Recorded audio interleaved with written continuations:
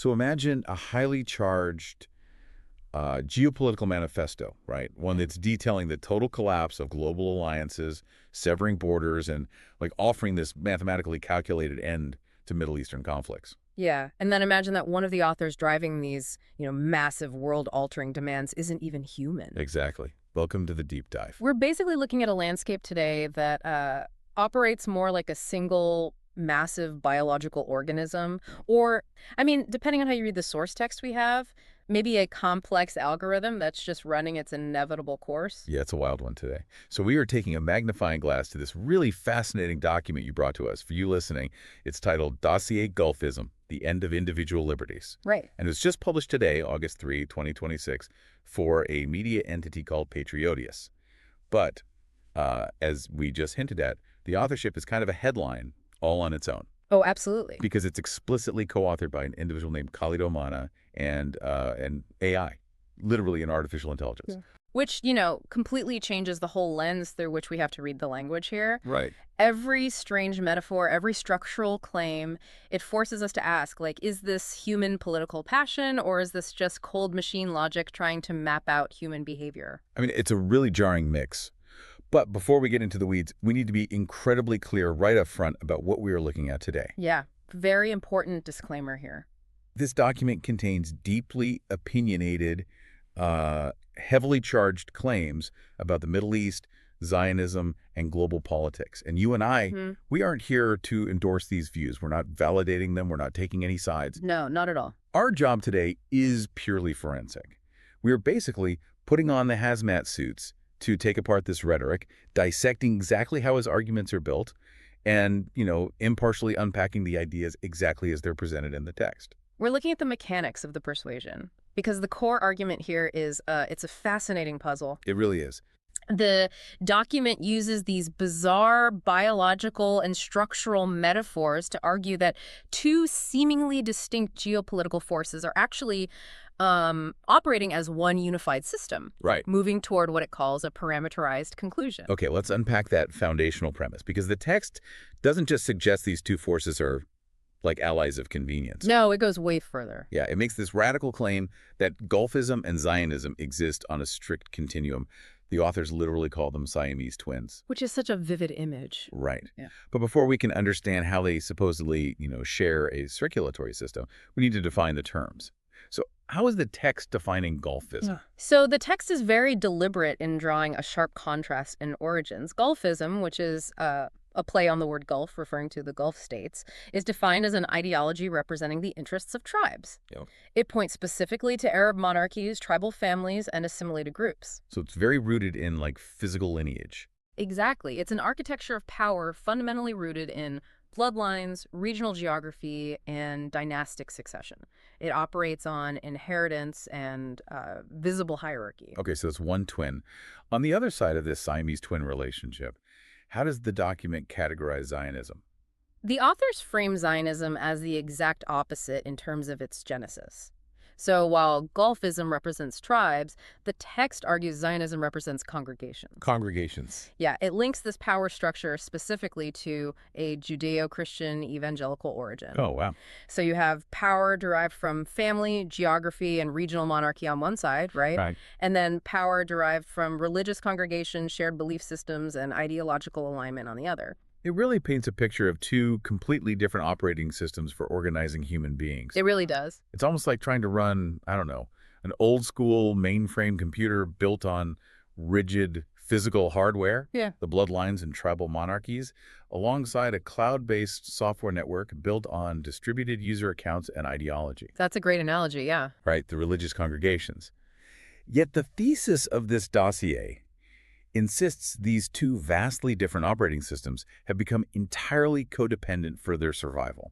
And that absolute insistence on that codependency is what drives the entire narrative. The text states verbatim that Zionism needs Golfism, and reciprocally. Reciprocally, yeah. They aren't just cooperating on a few trade deals. The authors are arguing that they're the same biological entity wearing two different masks, and together they possess the collective ability to, quote, make and unmake unity on a global scale. But, knowing they supposedly rely on each other, doesn't really explain how they actually function on the ground. True. I mean, if you have a rigid mainframe and a dispersed cloud network, how do those two architectures actually interface? Well, the text maps this out by describing two completely different vectors of global influence. So for Golfism, the mainframe, the operation is highly centralized. The authors point to the Gulf Cooperation Council as its center of gravity. That is their hub. It acts as a formal, visible room where leaders gather to, as the document states, predefine a consensual agenda. So it's very top-down. Exactly. It's a top-down regional anchor that leverages massive concentrated wealth and geographic choke points. Right, and then the text pivots to the cloud network, right? Zionism. Yeah. And it outlines an approach that is totally decentralized. Yeah. The authors describe it as a regiment infiltrated in all organizations. Yes. And they really don't hold back on the specifics here. They list major global pillars: the United Nations, the World Bank, the OECD, the G7, and NATO. And see, this is where you can really start to feel the AI's influence in the authorship. Oh, totally. Because a human analyst might look at these two structures and see irreconcilable differences, right? But an AI, or like a systems-level thinker, looks at a centralized regional anchor and a decentralized global institutional network and sees complementary nodes in a single system. But that makes sense. Okay. Like one provides the concentrated capital and resource gravity, Right. while the other provides the sprawling institutional reach across global finance and military alliances. Exactly. They cover each other's structural blind spots. I have to push back on the practical logic of the text, though. Sure. Because if one is a visible, top-down regional monarchy system, and the other is an embedded force scattered across international bodies like NATO, how do they actually coordinate? Right. I mean, you can't just call them Siamese twins and expect the reader to ignore the fact that one is walking and the other is swimming. Yeah. What's the shared objective that binds them together so tightly? Well, the authors resolve that structural tension by pointing to a shared vulnerability. A vulnerability. Yeah, the differing architectures don't matter if the ultimate threat to both of them is identical. The text claims this dual entity targets any, and this is their direct phrase, non-alignable or inalienable entity. Non-alignable or inalienable. Right. If a group, a nation, or a movement cannot be assimilated into either the centralized Gulf agenda or the decentralized global institutional agenda, it becomes a systemic error. A glitch. Yes, it threatens the entire code.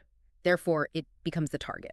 And the document explicitly names the primary starting point for this systemic error. It refers to the stillborn Palestinian homeland. Yeah.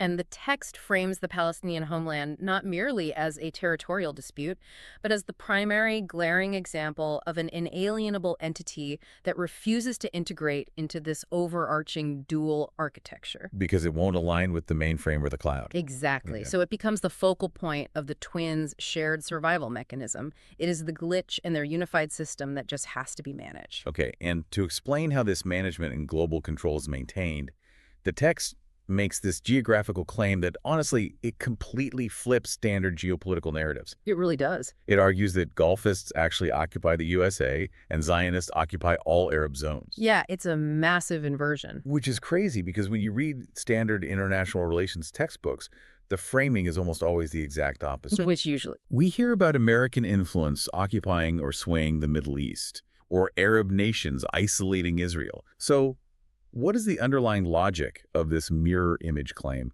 How does an inverted occupation actually work? It's basically a conceptual checkmate designed to illustrate absolute leverage. Okay.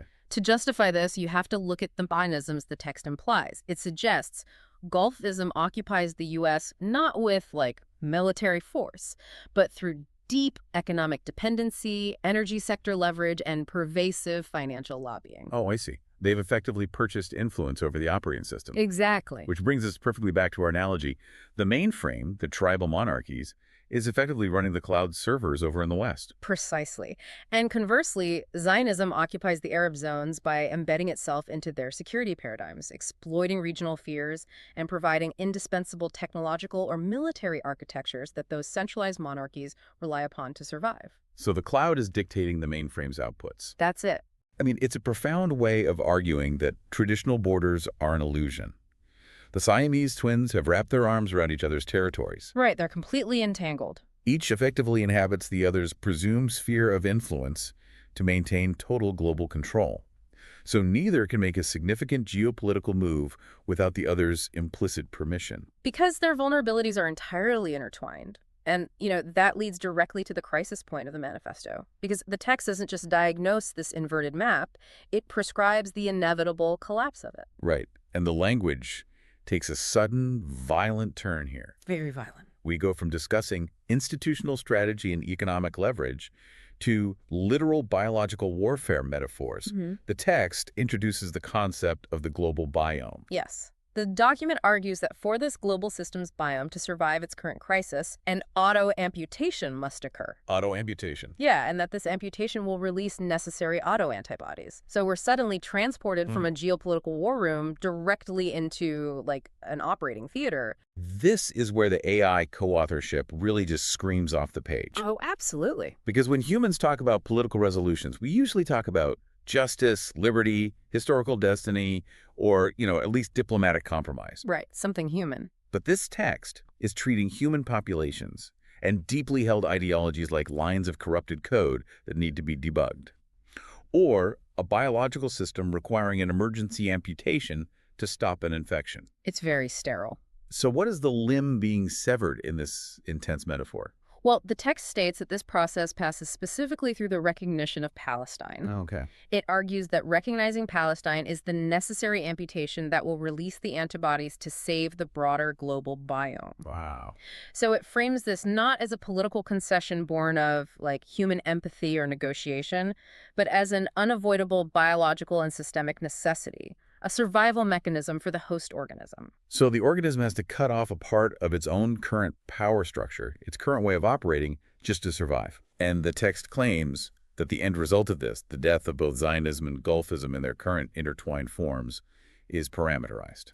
And that word right there is the ultimate tell of machine logic. Parameterized. Yeah. It implies the outcome is not up to chance. It isn't subject to messy human emotions or unpredictable diplomatic summits. It's a mathematical certainty calculated within a strictly defined set of variables and parameters. The algorithm has been run. Exactly. And the output is fixed. Which brings us to the tangible, real-world purpose of this entire dossier. Yeah.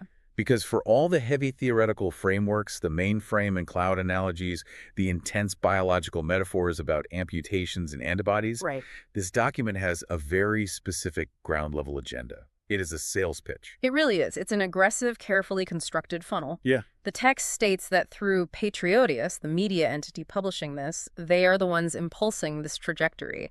They position themselves as the vanguard, like the architects of this responsible reflection that the global biome desperately needs. And after overwhelming the reader with inverted maps, Siamese twins, and parameterized systemic collapse, the text actually drops this capitalized instruction, right at the end. Oh, yeah, it's so direct. It says, Ebones Vulies, AU think tank, via www.patrioteus.com. Right. Subscribe to the think tank via www.patrioteus.com. It's such a jarring structural pivot. Yeah. I mean, you are reading a text that blends grand geopolitical conspiracy, complex medical metaphors, sweeping claims about NATO and the World Bank. And it all culminates in a direct marketing pitch for a website subscription. It's like watching an intense 3-hour geopolitical thriller that suddenly turns into an infomercial right before the credits roll. Literally. Like the global biome is infected, the Siamese twins have inverted hemispheres, the end is mathematically parameterized, and don't forget to hit subscribe on our website. But this highlights the mechanics of modern persuasion perfectly. It really does. The authors build this massive, overwhelming intellectual architecture. They disorient you by flipping standard narratives, like who occupies whom. They use scientific and medical jargon to make their theories sound like objective, undeniable laws of nature. And once they have you feeling sufficiently destabilized, kind of overwhelmed by the complexity of the global system, they offer themselves as the sole rational guide through the chaos. Yeah. We're impulsing this trajectory. Subscribe to us. Exactly. Okay, let's summarize this intense forensic breakdown of the August 2026 dossier. We started with the foundational premise that Golfism and Zionism operate as Siamese twins on a continuum. Right, a rigid tribal mainframe rooted in the Gulf states, codependent on a decentralized congregational cloud network rooted in Judeo-Christian institutions. And we explored how they coordinate their vastly different architectures of power. the regional centralization of the Gulf Cooperation Council versus the global infiltration of institutions like the G7 and the World Bank. Yeah, by focusing on a shared systemic threat, the non-alignable entities that refuse to integrate.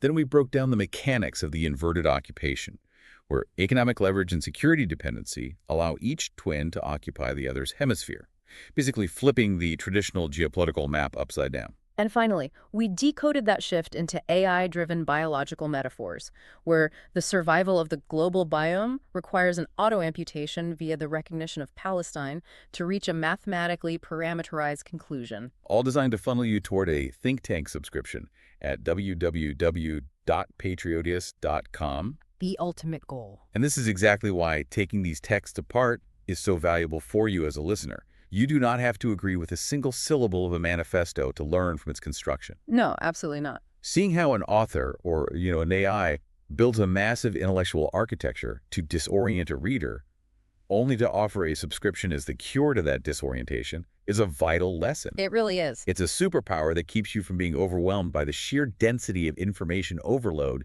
in modern political rhetoric. Because it allows you to see the underlying code of the persuasion, rather than just reacting emotionally to the surface-level provocations. Exactly. But there is one final lingering thread we have to pull on before we go. Okay. It goes back to that word, parameterized. Yeah.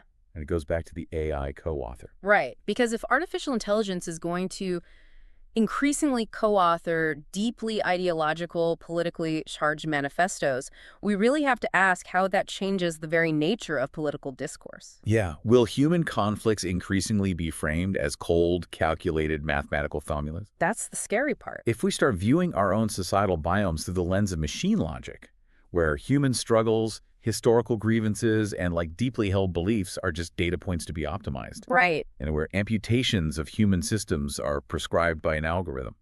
How does that change the way we empathize, negotiate, and ultimately resolve our differences? It changes everything. Because if the traditional property lines of global politics vanish, and we are indeed just one massive biological organism, you have to wonder who or what is writing the code for its survival. And whether we are the immune system or just the parameters being adjusted. Wow. We will leave it there for today. Keep questioning the parameters, and we'll see you on the next deep dive.